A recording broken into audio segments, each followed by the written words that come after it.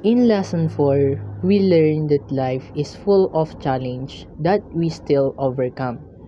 Your thoughts, feelings, and behavior are the reason why you can overcome it. So today, we will discuss about developmental task and challenge of adolescence.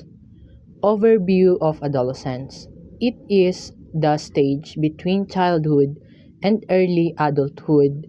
According to the World Health Organization WHO, it is the most rapid stage of human development, a time to development knowledge and skills, manage emotions and relationship, and acquire abilities for adult roles. Definition: developmental relating to the process of growing or changing into more advanced, large, stronger form challenge. Tasks that need a great mental or physical effort and test personality. Scope challenges occur on a biological, cognitive, psychological, spiritual, and moral aspect. Stage of adolescence challenge, early adolescence future growth, spurt onset of puberty, concrete thinking and identification with same-sex per group, middle adolescence, include body shape, development, adolescence, rebellion, mood swing, and the awakening of romantic interest. Late adolescence focuses on complex abstract thinking, consolidating identity, vocational capability, and financial independence. Erickson's psychosocial theory. Stage name: Identity versus Role Confusions. Target age between 12 to 18 years old. The main task: developing a sense of self by exploring different roles and ideas. Internal struggles. Adolescence struggles with the question, who am I? And what do I want to do with my life? Having Hearts developmental task concept.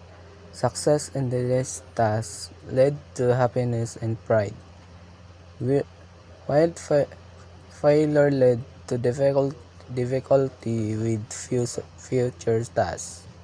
Early tasks: developing concept and evaluating physical acceptability. Middle tasks: achieving new thinking skills, emotional independence from parents, and self-direction. Late tasks: preparing for adult life, crystallizing vo- vocational goals, and become psychological independent.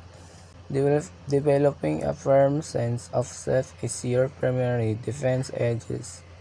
Role confusion: it allowed to stay true to your values despite internal pressure or social rebellion. Ownership of goal. Wild Nation triggers this change and others provide support.